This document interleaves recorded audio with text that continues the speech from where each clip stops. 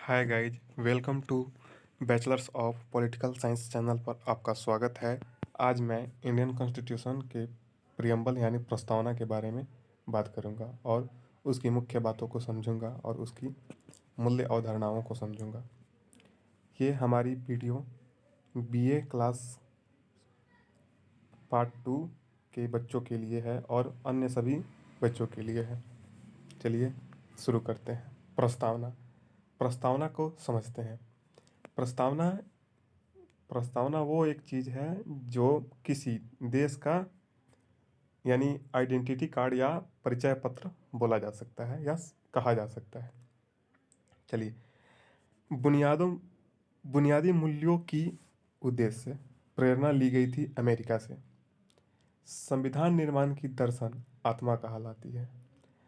हम भारत के लोग भारत को जैसे हम भारत के लोग भारत को जैसे प्रियम्बल हम लोगों का स्टार्ट होता है, हम भारत के लोग भारत को, इसको समझते हैं। हम भारत के संविधान का निर्माण और अधिनियमन यानी स्वीकार करते हैं। भारत के लोग अपने प्रतिनिधियों के माध्यम से यानी कि खुद किया है, न कि इसे किसी राजा या बाहरी आदमी ने हमें दिया है। प्रभुत्व संपन्न भारत के लोग अपने हर मामले में अपना फैसला करने का सर्वोच्च अधिकार रखते हैं। बाहरी शक्ति भारत सरकार को आदेश नहीं दे सकती। समाजवादी समाज में संपदा सामूहिक रूप से पैदा होती है और समाज में इसका बंटवारा समानता के साथ होनी चाहिए। सरकार जमीन और उद्योग धंधों की हकदारी से जुड़े नियम कानून इस तरह बनाए कि सामाजिक आर्थिक असमानताएं कम हो। पंथ निरपेक्ष नागरिकों को किसी भी धर्म को मानने की पूरी स्वतंत्रता है, लेकिन कोई धर्म आधिकारिक नहीं है। सरकार के नज़र में सभी धर्म को सम्मान के नज़र से देखी जाती है। गणराज्य शासन का शासक लोगों के द्वारा चुना हुआ होगा, न कि किसी वंश या राज खानदान का। न्याय नागरिकों के साथ उनकी जाति, धर्म और लिंग के आधार पर उनके साथ भेदभाव नहीं किया जा सकता। सॉरी, इसमें नहीं छूट गया है। स्वतंत्रता नागरिक कैसे सोचे, किस तरह अपने विचारों और अभिव्यक्ति करे और अभिव्यक्त करे, व्यक्ति लिखे हैं, सॉरी, अभिव्यक्त करे और अपने विचारों पर किस तरह अमल करे, इस पर कोई अनुसूचित पाबंदी नहीं है। यानी कि भारत के नागरिक यानी फर्स्ट में ही लिखा गया था हम भारत के लोग, मतलब हम भारत के लोग अपने विचार को सोचने की और किस तरह अभिव्यक्त करने की और किस तरह इसे रखने की पूरी तरह से हमें आज़ादी दी गई है। समानता कानून के समक्ष सभी लोग समान हैं। पहले से चली आ रही असमानताओं को समाप्त होना होगा। सरकार हर नागरिकों को समान अवसर उपलब्ध कराने की व्यवस्था करें।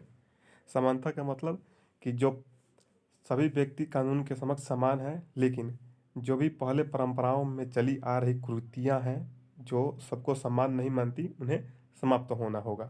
इसमें यह बात दर्शाया गया। जैसे बहुत सारे हैं, जैसे पहले परंपराओं में था कि ऊंची नीची की भावना रखना, छुआछूत की भावना रखना, तो इसे समाप्त होना होगा। चलिए आगे बढ़ते हैं।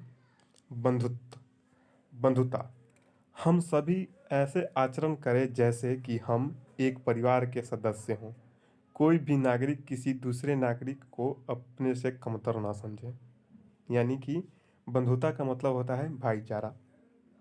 जैसे हम सभी, इसमें बोला गया है कि ऐसे परिवार आचरण का धारण करें जिसे हम समझे सभी परिवार के सदस्य हैं। इससे ये होगा कि किसी भी परिवार में देखते होंगे तो कोई एक समान नज़र में आता है, किसी को कष्ट नहीं पहुंचाता कोई। उसी प्रकार हम सभी को एक समान मानेंगे। नोट में दिया गया है जैसे देखिए, समाजवादी और पंथ निरपेक्ष को संविधान के 42वें संविधान संशोधन 1976 में जोड़ा गया था। और अखंडता अखंडता सॉरी छूट गया, अखंडता भी उसी समय जोड़ा गया था।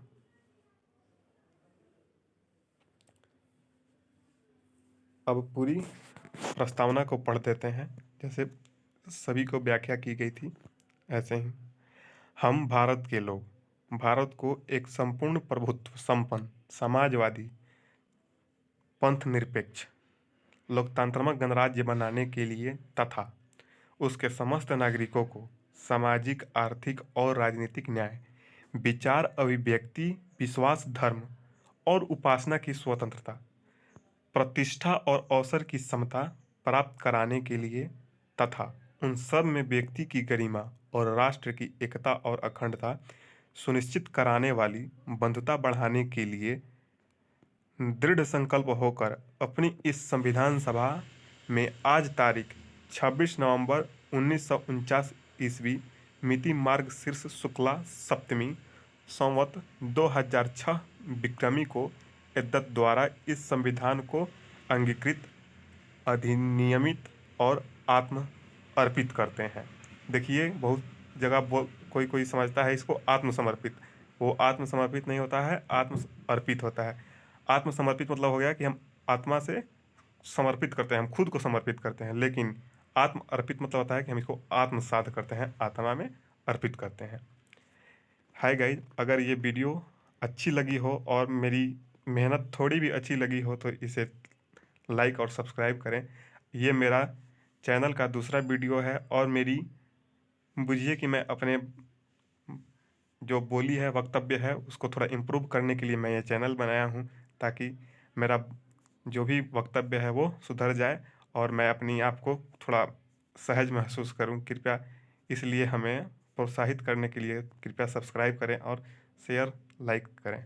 धन्यवाद। जय हिंद, जय भारत।